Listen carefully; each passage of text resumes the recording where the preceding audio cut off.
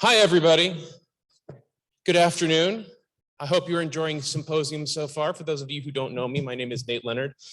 I teach in the English department here. I do a lot of other stuff, which I won't go into right now. It is my pleasure to introduce our, what are we in? Plenary breakout session? I can't remember which one, but our speaker for this particular event, Janice Mathews-Gordon. It is rare to be able to speak and to introduce someone who has such a vastly diverse and interesting background as Janice, who I got to meet really for the first time yesterday. And I'll tell you, she's a pleasure to interact with. I hope you guys all have questions. I'm sure she will be happy to answer anything that you guys bring up, okay? Janice is not just an alum of this institution, not just somebody who graduated as valedictorian, I found out yesterday, not just somebody who has an immense professional background in marketing and advertising, but is someone who has been a full-time artist for the better part of the last, what, 12 years, is that right? Okay. Her work is what would be referred to as multimedia and painting, and I've spent a lot of time looking at it online. If you're interested, she has a fantastic website.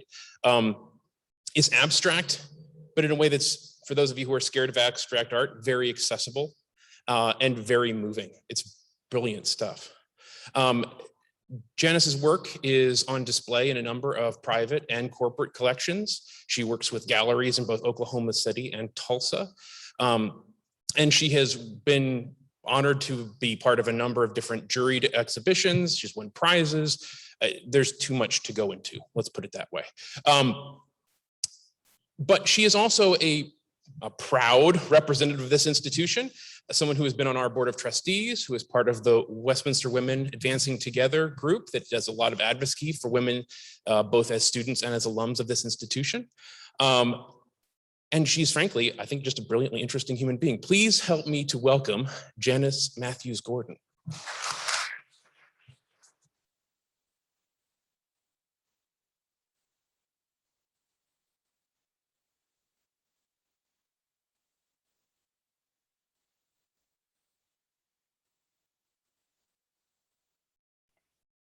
Okay, this is working. Great.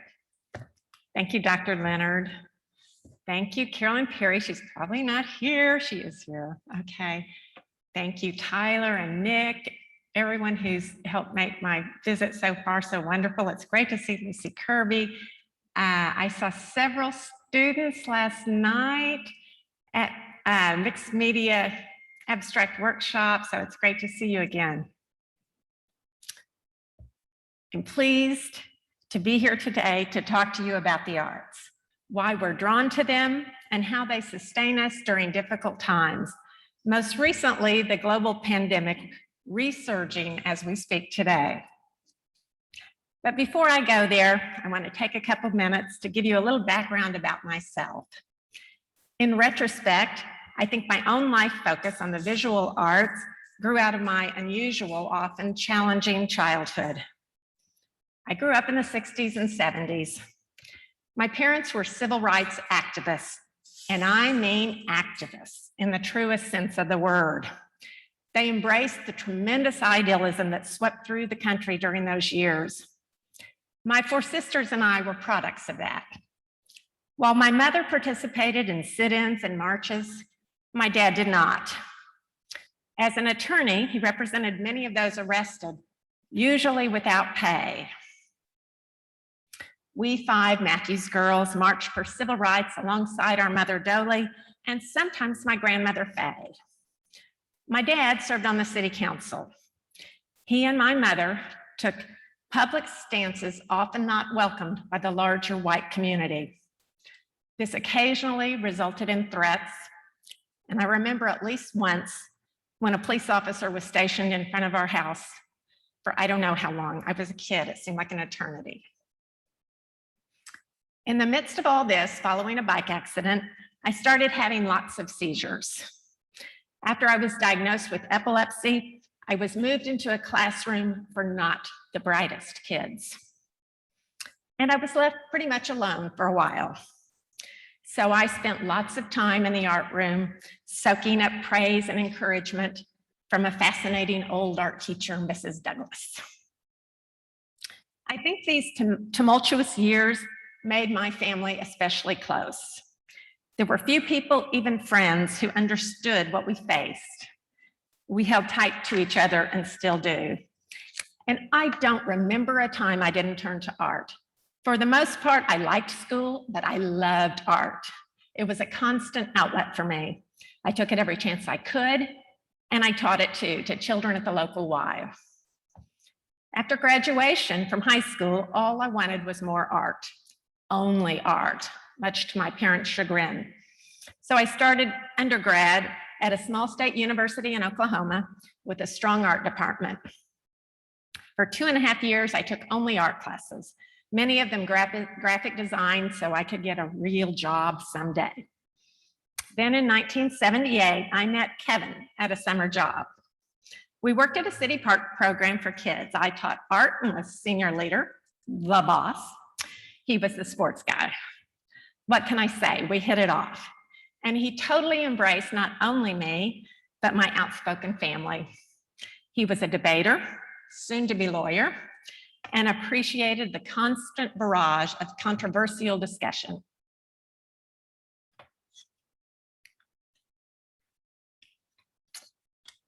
So how did I end up at Westminster? Kevin was a student here, an all-male college in Missouri. I really couldn't even imagine such a place. Westminster decided to admit women in the fall of 1979, and I was ready to get back to the academic grindstone. It just so happened the college needed an RA for the first women's dorm. Kevin and I were both hired as RAs at Marcus Hall. Men were on the first floor, women were on the second. We married 10 days before the start of school. For the next 2 years at Westminster, I tackled all things academic, and I graduated in 1981, the first woman graduate by pure happenstance, and first in my class academically, and that was intentional, and it felt great. Westminster became an important touchstone in my life. This college gave me so much. It had such a stimulating academic environment. The professors challenged me as I'd never been challenged. I learned to write and then write more. What a gift that was. A skill and another art that sustained me throughout my career. In fact, JMG Design, the boutique ad agency I owned for over 20 years, offered both graphic design and writing services, and we won awards in both. Then in 2008, I transitioned my business to fine art. It's been both a challenge and a joy, but I wouldn't have it any other way. As Nate alluded to, I have stayed engaged with the college somewhat. I served 9 years on the board of trustees, but the contribution I have found most rewarding has been recent. For those of you who don't know, Dr. Audrey Rimley was quite a guiding force during those early years of coeducation, and I mean force. She hasn't stopped there. Even long after her retirement, she continues to be our guiding inspiration. At her behest, 6 of us met and co-founded Westminster Women Advancing Together. We all have such busy lives, but we're working to help enrich the college experience for all Westminster women and men too. So check us out. We need lots of voices to make this happen.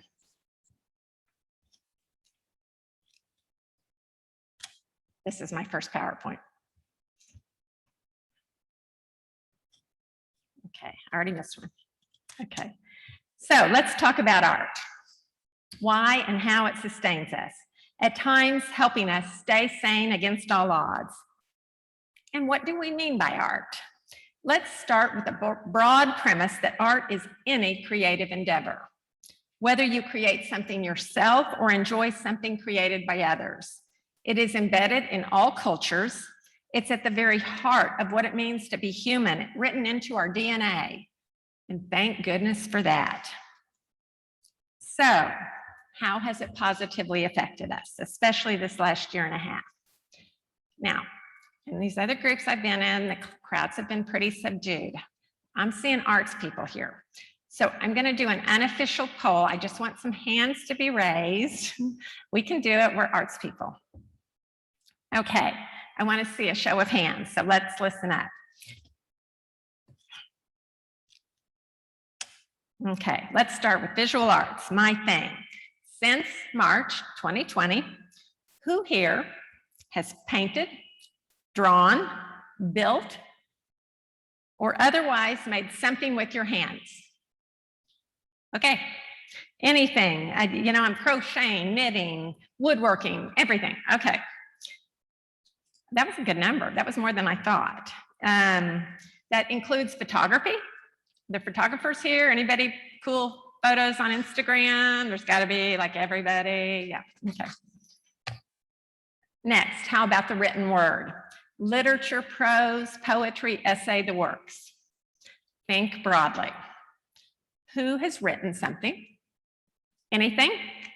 A blog post, creative Facebook post, a poem, a card for a friend. So I'm seeing nods, even without hands, yeah. Or broader still, who has enjoyed a good book? Surely we've all enjoyed a good book. Okay. Music, the power that uplifts. I'm thinking again of Audrey Remley. I think of her when I come to campus. She now lives in Fort Worth in an apartment complex for independent senior adults. Always the leader, Audrey started a choir there. At Easter 2020, when socialization came to a halt, this choir sang from the balconies. You all have witnessed similar things online, and hasn't technology been a gift during these difficult times, delivering the arts to us in ways we would have never imagined? The older I get, the more different kind of music I love. It's discovery after discovery, and I especially appreciate Spotify. So, has anybody here played an instrument? Awesome, okay. What about sang? Singers? Singers from the shower? In the shower? Okay, yeah. If you've listened to music, you've enjoyed music, okay. Culinary arts, cooking and baking, a true art form. Oh yeah, that's gonna be a lot of people too. Yeah, few more pounds here. It's one of the more primal art forms, and it's just beautiful too. Who's concocted something new to enjoy, or cooked or baked? Not everyone, but close. Okay, let's think about the performing arts. I love theater. I recently heard Alan Alda on a late night talk show. He said the stage was his favorite way to perform because the actors and the audience are all in one room. Together, they imagine they are somewhere else, experiencing something that's not really happening. It's exciting and transformative. Theater probably took the worst hit of all of the art forms. Still, people adapted. Kevin and I attended a play performed on a high school football field. It worked. For the record, it was our first date. We went to Grease the movie, and this summer we went to Grease, performed on a football field. And there were productions available to stream. Certainly Hamilton and impromptu performances and digital theater became a thing and continues. I recently read a write-up in the New York Times about a guy who turned his closet into a stage, and he does wild, outlandish things in there. He's an ongoing viral hit. We need our theater. And as of last week, Broadway reopened. Anyone catch any good theater or live performances via the internet or any other way, or a theater class? Okay, quite a few. I'll finish with a big one. Film, TV, movies, videos. Oh yeah, oh my gosh, how would we have survived without Netflix? Or one of the other wonderful TV escapes, or online videos. Many thanks to the producers who released movies straight to streaming. It helped. Even drive-in movies made a comeback. Give me a show of hands if you've watched any of it. Maybe you've even created a video. Okay, I do think that's unanimous. The list goes on, but you get the idea. Art touches everyone in this room and throughout the world. It is a vital, integral part of our lives, and during times of upheaval and loss, as we are all experiencing, artistic expression is critical to our ability to cope, and it's a tremendous source of consolation as well.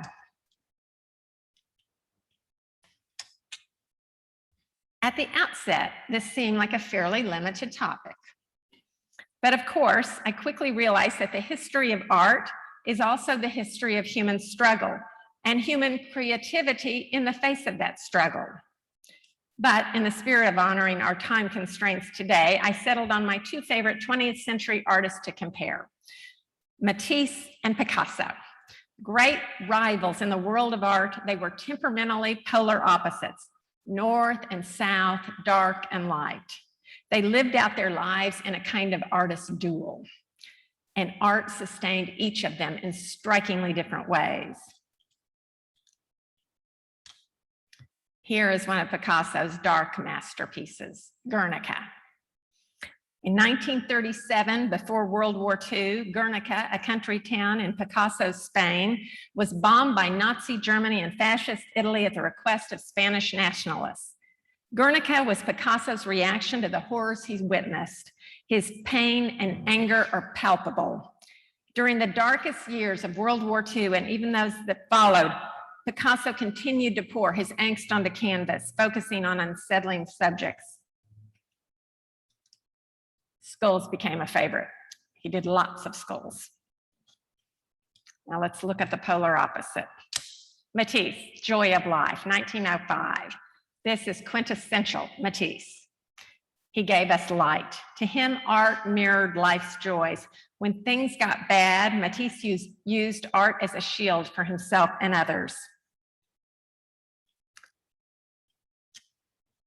He painted goldfish, along with thousands of other interiors and all kinds of things. The one you see on the left is the goldfish from 1912, and the goldfish and palette was during World War I in 1914 and 15. During wartime times, you can tell that Matisse's art did take a slightly darker turn. He added black, and some of his compositions became more angular, but he continued to paint to ease his pain. It was his ultimate escape. And there's another painter you might know. Tim Riley made me aware of a wonderful exhibition that's going on in our own memorial. It's an exhibition of paintings and perhaps drawings. They are drawings of Churchill's, but most of them are paintings you probably haven't seen before. I certainly hadn't. I had a wonderful tour. When depression and anxiety threatened his ability to lead, Churchill picked up a paintbrush and he was changed. Churchill can turn a phrase like no other, so I'm going to say it in his words. Like a sea beast fished up from the depths, or a diver too suddenly hoisted, my veins threatened to burst from the fall and pressure. I had great anxiety and no means of relieving it. And then it was that the muse of painting came to my rescue, out of charity and out of chivalry, and said, "Are these toys any good to you? They amuse some people." That was from his book, Painting as a Pastime, 1920 to 21. When Carolyn Perry called me about this talk, she asked that I take some time to share a little of my own art journey. So let's shift gears and take a look. During the years of raising 2 children and working my tail off, building my business, I had little time to myself. But I often took a little time on Saturday morning to go to sketch sessions. I loved drawing people. I drew them clothed, I drew them nude, I drew them any way they wanted to stand in front of me. Here's one of my son, Trace. These weekly respites took me out of my daily grind and gave me an escape to observe and artfully render that was in front of me. The years rolled on. Rough times intervened, often as they do with all of us. My father died in 2005, and it felt too soon. He wasn't ready to go, and we weren't ready for him to leave us. My children, not quite grown up, hit some pretty tough bumps in the road too. My hair grayed. Life suddenly felt short and really hard. I decided to gradually phase out my graphic design writing business and pursue my art full time. A tough decision because I loved the business I had built, and but I really wanted to paint seriously to add my voice to a larger conversation. This is Circle of Life. It was maybe the first national show I was juried into. I started in my sunroom, making a series of collaged paintings, reflections on my father, who dedicated the best of his life to social justice causes. After his death, there was a small write-up in the local newspaper comparing him to Atticus Finch in To Kill a Mockingbird. The author titled his column, Death of a Mockingbird. That imagery stuck with me and became the title of this small series. And here's a close-up from another one called Taking Wing. There's small images of my father at different times in his life, and as well of mockingbirds. And I ended up giving all of these to my immediate family because there was nothing else I could do. But anyway, I continued to focus on birds as symbols of the fleeting nature of life. My colors got a little brighter. I think I got a little happier over time. This is bird watching. This was my first real sale. And here's Eliza. Eliza is my great-great-grandmother. On my father's side, she was born a slave and is probably the granddaughter of Thomas Jefferson. So I was fascinated with all of that for a time. After a while, I moved from mockingbirds to doves.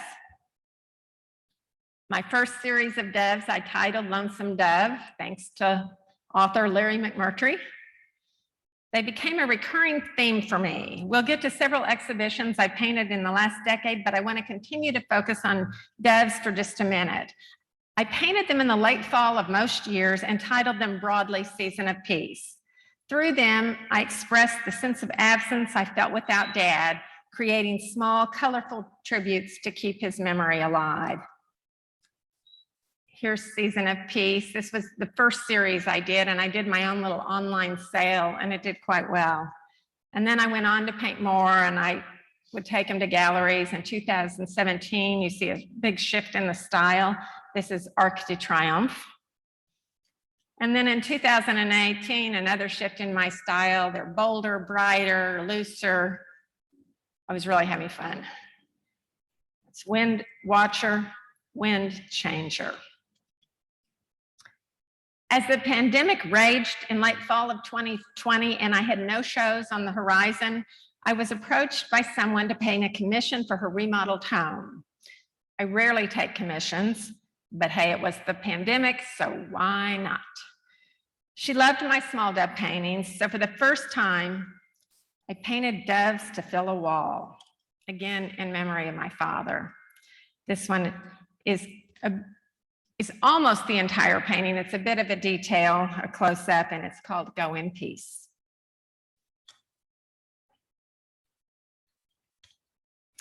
Also last fall, a friend asked me to take part in her doctoral theology project. I was paid a stipend to work with members of her church to interpret Handel's Messiah in a huge painting, 8 feet by 4 feet, biggest I could hardly get it in my studio. Again, this was totally one of those pandemic things. I had the time, and it was a lovely change in direction, both reverent and joyful. I designed the piece. You can see that on the left. I did some sketches to explain to them what I wanted to do, and I had to pick doves. They let me have total freedom, which was wonderful. The church members helped paint it. That was interesting, went well. It was good, collaborative piece. I made lots of finishing touches. And you kind of get the idea of the scale from the center section. And then on the right, you see Prince of Peace is what I titled it. And it was displayed with the music during the service. Well, doves have been a recurrent theme. Most of the time I worked on paintings for exhibitions. For several years, I showed in 2 different cooperative galleries in Oklahoma City. And for those of you who don't know, cooperative galleries are owned and operated by the artists themselves. And that's really the easiest way to get started, is to join a cooperative gallery. I was in 2 different ones before I had official representation. I entered local and national group shows too. So this is Stuffed Shirt. This is my grandfather. He really wasn't a stuffed shirt. He was a warm man, but I kind of like the title. I continue to use doves. I always use doves in my paintings, but this won an award in portraits in a national art show, and it hangs in my house. It's still one I love. I began to have small group and solo exhibitions. In 2011, I made a proposal with 3 artist friends titled Beneath the Surface. It was accepted at 2 independent galleries. My paintings featured texture with sticks and leaves and explored personal life journeys. And I hope you can see them. The leaves are very noticeable. I stuck them all down. I sealed them. They are never going anywhere. I think 1,000 years from now, those leaves will still be stuck there unless, but of course, it's probably Armageddon before then, but I don't know. Anyway, Uncharted 1, Uncharted 2. This one I sold to a man who followed at every art show that I ever put it in. And I said, that one belongs in your house. And he said, I can't afford it. And I said, okay, let's work this out. And he paid it out over time. And he had it till he died. Now his family has it.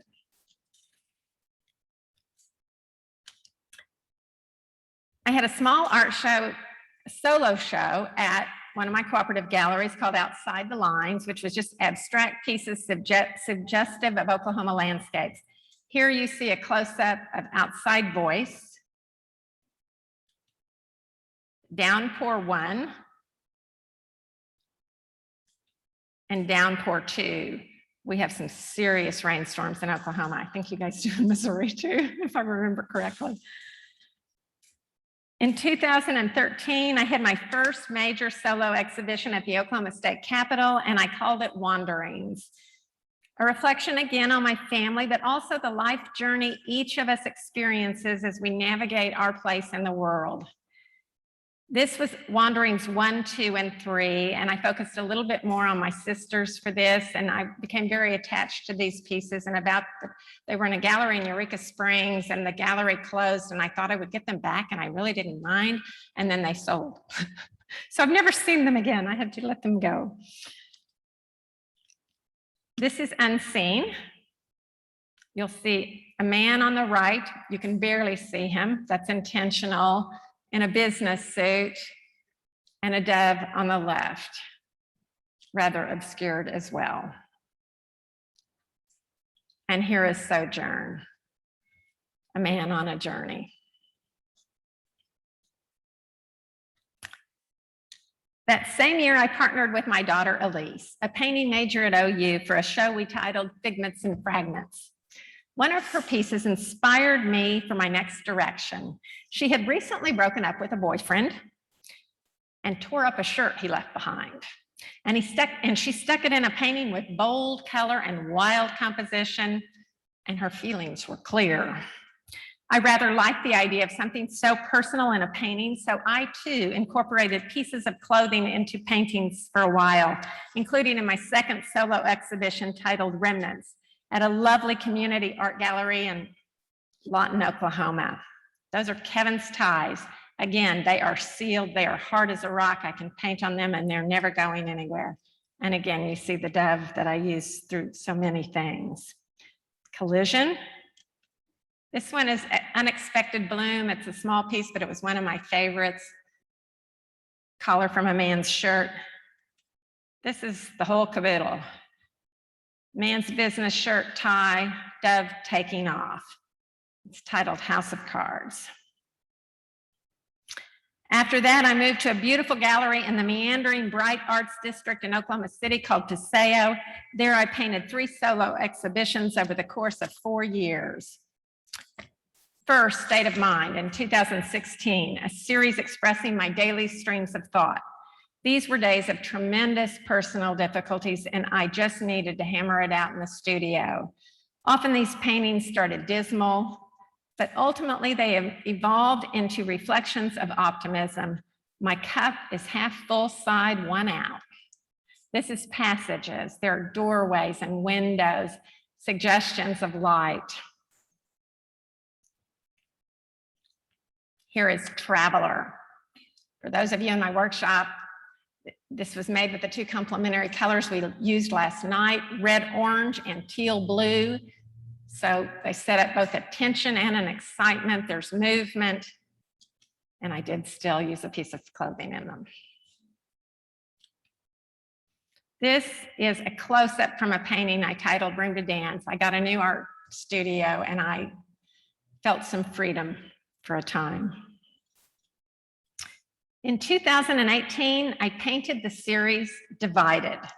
These non-objective abstract paintings expressed my concerns about the deep divides in our country. And for those of you who don't know, non-objective is without an object. So when things are totally unrecognizable, those are non-objective paintings. They are some of the most challenging artwork you can do, for the record. There was scary news day in and day out, and it's all I could think about at the time. I described these paintings in my artist statement as visual interpretations of our current fractured political climate, as well as our shared aspirations for our democracy. This is Across the Aisle. It actually just sold in Tulsa. It's one of my favorites because it was welcoming. It's how politics used to be done, and those are things I long for. This is Outspoken. I'm thinking of women here. This was happening. Firestorm. We had daily, weekly, monthly firestorms in the news. I had my shirt on last night that was from this. This is Nevertheless, She Persisted. Back to women. There is in here a real rhythm and movement that is gradual, also strong. They're feminine colors. There's also strength there. As work on this show concluded, I found myself thinking about women. Frustrated by the lack of leadership in our country, I believed and still do that more women in government and positions of power everywhere could be a huge part of the solution. Women were seeking political office in droves, and the term pink wave was coined. The imagery struck me. So I painted, quite literally, pink waves. I painted lots of pink waves. Again, feminine colors, which they were kind of new for me. I was a little afraid to use feminine colors, but I wanted them to be both strong and speak of women. Catch the Wave 2, Catch the Wave 3. That took me, one thing always leads to another. That's the way it seems to go. I went on to paint a series titled All My Sisters in 2019. This is Against the Wind, and there are 5 in there, and you know, me and my sisters and all women. From my artist statement, a personal tribute to my 4 sisters and the feminist mother who raised us.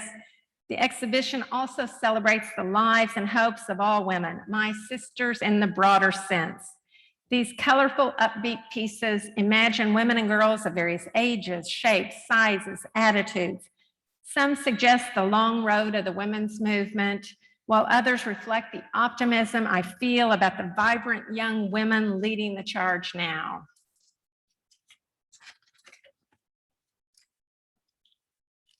Miles to go, the long road of the women's movement, which some of you are way too young to remember, but oh my God, it's been a long haul. We're still working.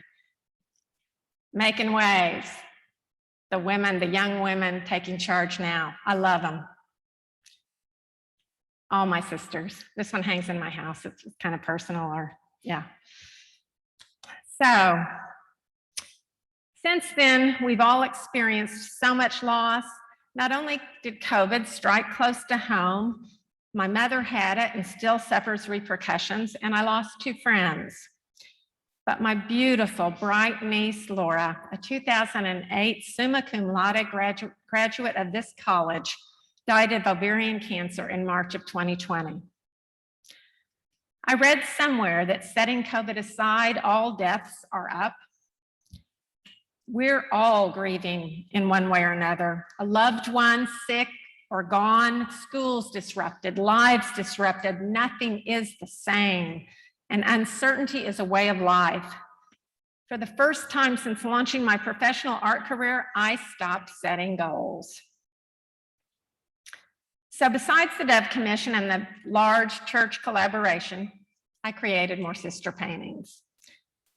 And I focused on small studio sales, although several large paintings recently sold at my Tulsa gallery. Here's Sisters Celebrate and Sisters Gather. Sisters Celebrate is, one of the ones on display in the Champ foyer. And as Sisters Gather was sold. This spring at a loss, I started painting lots of small, sunny paintings, and I kept going for a while. These are little ones called Let the Sun Shine. I painted over 50 of them. I couldn't stop. I plastered them all over my studio walls. And then I painted another 20 or 30 larger ones. Here Comes the Sun. And I plastered them all over my studio walls. So now I have gifts for the various future. But anyway, I needed my sunny days. That's all I wanted. They cheered me up. Now I'm restarting yet again with a smattering of different paintings. This is Bring the Fire, and I have several of these in the color combination of the teal and red-orange that create that excitement. Here's my studio.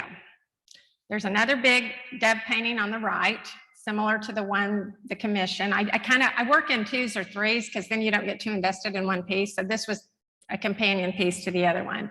There's a whole bunch of 12 by 12s. In the middle on the left, there's a woman and a dove, and that was actually an old painting I pulled out. I never liked it, and I kind of been reworking it.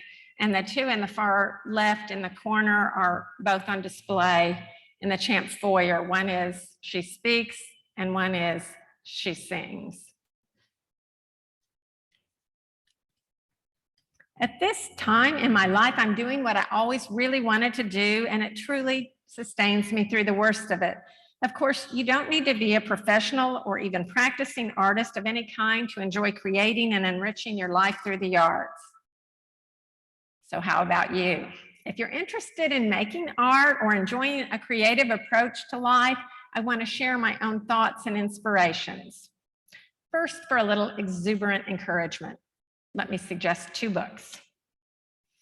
One is by Cleon, a youngish writer from where else? Austin, Texas.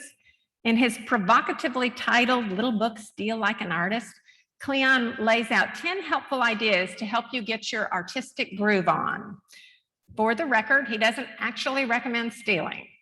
He simply acknowledges that all art builds on all other art. It's about learning from other artists you love and then using that knowledge to find your own creative path. I think it's what all artists do. It's a simple notion explained in a clever, easy to devour style. You can sit down in one setting. Then there's Elizabeth Gilbert, author of the well-known book, Eat, Pray, Love.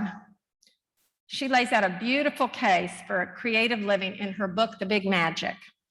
While a longer book than Cleon's, it's also an easy read and quite compelling.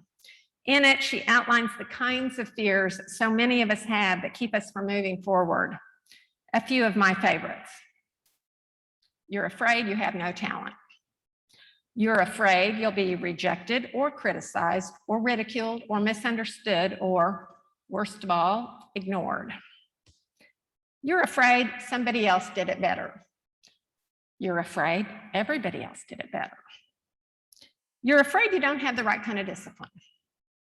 You're afraid you don't have the right kind of workspace or financial freedom or empty hours in which to focus on invention or exploration. Her list goes on. While we all love to expound the virtues of finding and doing something we're passionate about, Gilbert explains that passion really isn't necessary. Instead of looking for passion and inspiration, she suggests simply opening yourself up to curiosity. In her words, passion can seem intimidating, out of reach at times, a distant tower of flame touched by God. But curiosity is a milder, quieter, more welcoming, and more democratic entity. The stakes of curiosity are far lower than the stakes of passion. In fact, curiosity only ever asks one simple question. Is there anything you're interested in? Even a tiny bit, no matter how mundane or small? If so, and I'm paraphrasing now, identify it and do it, because creativity has its own rewards. I don't relate to everything Gilbert has to say, but I happily read this book cover to cover, and I found it motivating, thoughtful, and wonderfully encouraging. By the way, I even found a 1-hour podcast, Creative Living Beyond Fear. It's on my Calm app in the masterclass section, and it takes just a little over an hour to listen to.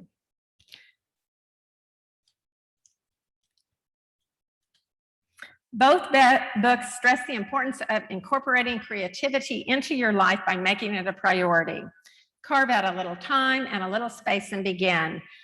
I think we all know starting is absolutely the hardest part of any undertaking.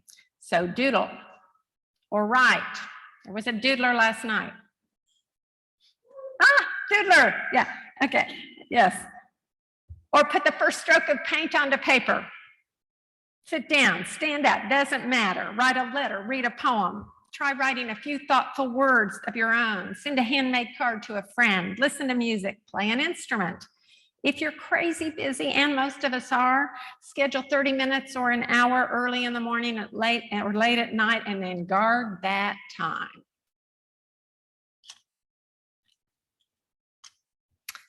But if you're like me, you need an extra push. When you're working and going to school or raising a family or just dealing with life, carving out time can seem damn near impossible.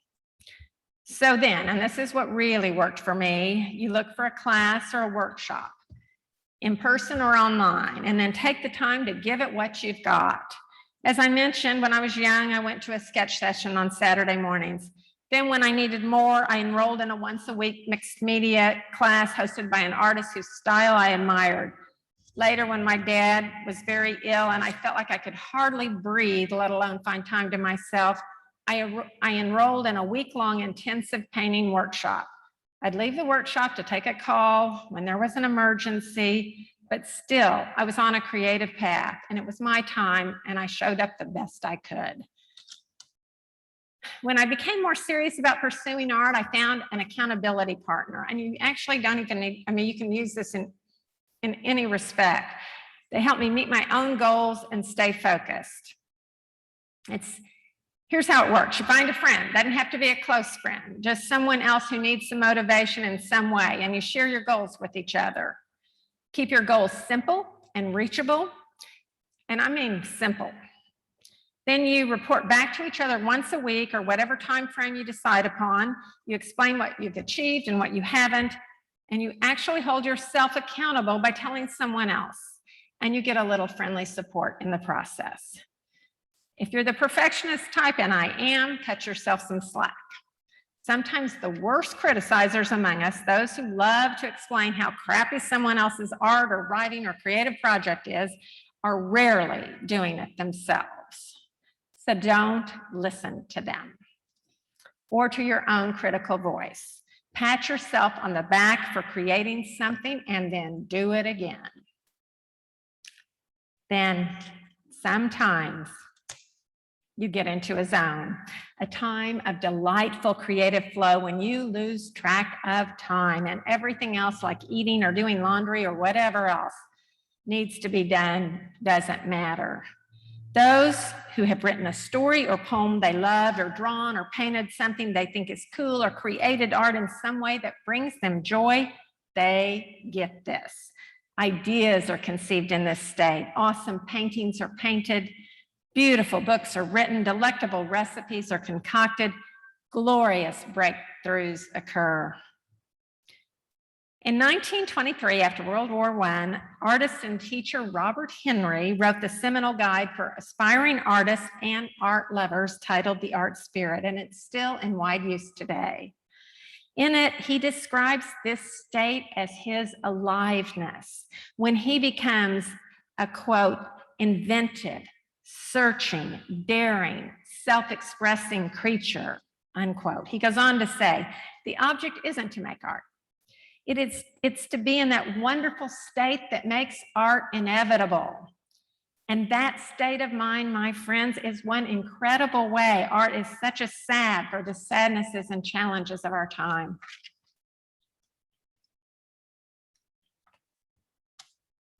Besides the books I've mentioned, here are a few other sources I've turned to for enjoyment, motivation, or simply to reflect on creativity. There's Sun magazine. It's started by a guy named Cy Safransky, and it's just a wonderful little magazine. It has collections of short stories, essays, poems, and photographs. Each month, there's a column called Readers Write. So any aspiring writers, this is a great thing. It's Readers Write, that he picks a specific open-ended topic, and people submit. And so you read small essays from all kinds of people, some people from prison who write in. It's always interesting. Atlantic Magazine I love, but one of the things I love the most is I get these online lists about the arts, Spotify playlists. It might be election exhaustion playlist. I mean, they just give you these wonderful playlists of things that they've collected. They give you poem list, music list, book list. You know, what are you in the mood to read right now? And that's one of my very favorite things. I frequently don't have time to read the Atlantic like I want, but I always take advantage of those lists. Movies and TV ideas too. Austin Cleon, the one who wrote Steal Like an Artist, he has a Friday weekly email newsletter. It's fun. 10 artful suggestions, links to music, books, poems, visual arts, theater. It's yours to explore with a click. Super easy, just like his book. I put in the New York Times at Home section. It's not being printed anymore. I feel certain it's online still. They regularly, for over a year, had great starter art projects of all kinds, including like the one I showed here, find a headline, write a poem. It was a whole exercise on how you can write your own poem. They had various exercises. So you might dig that up online. They're just some wonderful starter things of all kinds. The Arts and Leisure section from the New York Times is also great. The Accidental Masterpiece on the Art of Life and vice versa. This little gem by New York Times art critic Michael Kimmelman explores how humans are driven to create by taking us through beautiful and wide-ranging examples of human creativity, not usually for money or acclaim, but just because that's what we humans do. We make things and then we share them. Before I close, I want to take a moment to remind you that Poet Laureate of the United States, Joy Harjo, is here on this campus. This is her 3rd year as Poet Laureate. She joins us this evening for a poetry reading and musical performance. What a beautiful and exciting opportunity to celebrate the arts. I feel like I just won the lottery. I have been so excited. Join us if you can, in person, online, however it works for you. In conclusion, I would like to share a poem I keep in my journal. Eagle Poem by Joy Harjo. To pray, you open your whole self, to sky, to earth, to sun, to moon, to one whole voice that is you. And know there is more that you can't see, can't hear, can't know, except in moments steadily growing and in languages that aren't always sound, but other circles of motion.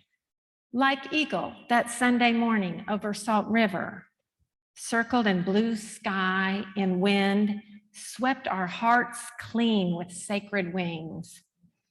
We see you. We see ourselves and know that we must take the utmost care and kindness in all things.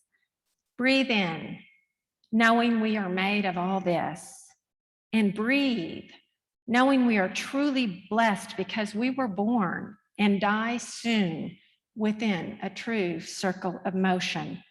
Like Eagle, rounding out the morning inside us, we pray that it will be done in beauty, in beauty. Thank you so much for your time today. It's been a real pleasure.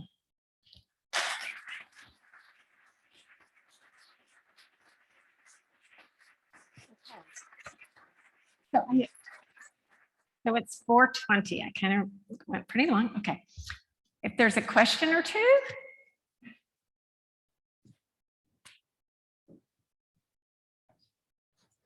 So, microphones.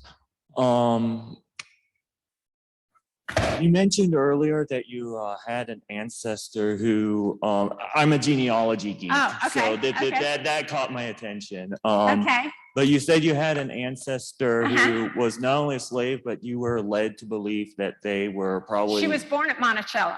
Okay, Yeah. interesting. Yeah, she was. And we were always told we were descended from Monticello, but we didn't know that it was on the slave side. We were descended from Thomas Jefferson. So yeah, we think we were descended from Thomas Jefferson on the slave side. Interesting. Okay. Yeah. Which my dad was civil rights leader, was extremely excited about. Not his relatives, but you know.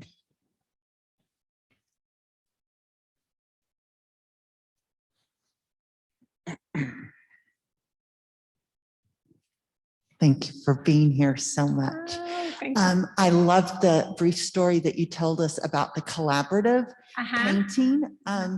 Is that something that you would pursue again? And what did you take out of that experience? Well, I loved working with other people, kind of like I did on the workshop last night. And you know, being an artist is such a solitary experience. So I really enjoyed it.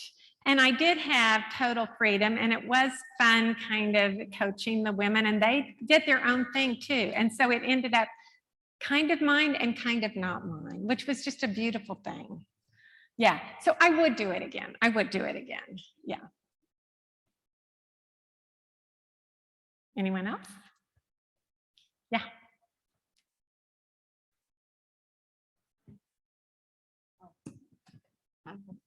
Thank you very much. First of all, that was really incredible. But I'm curious because I love the names that you, the title of your art, whatever the phrasing is. In your process, do you start with the words, or do you start with the image and then the word?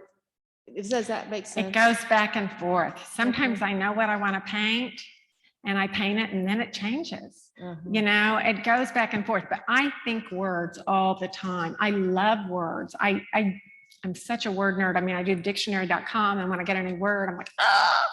So, I mean, so I'm constantly writing words and posting them on my studio wall along with the painting. And sometimes it happens, and sometimes it goes a completely different direction. You know. Thank you.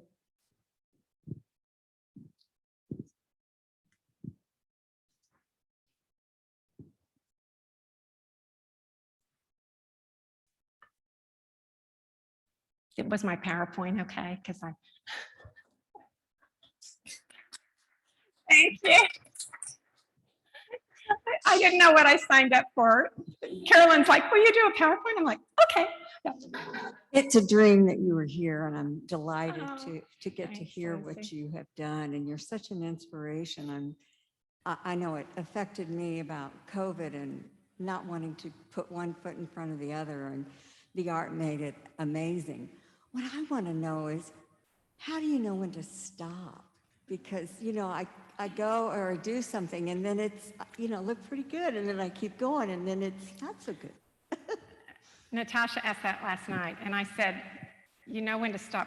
It was 5 minutes ago.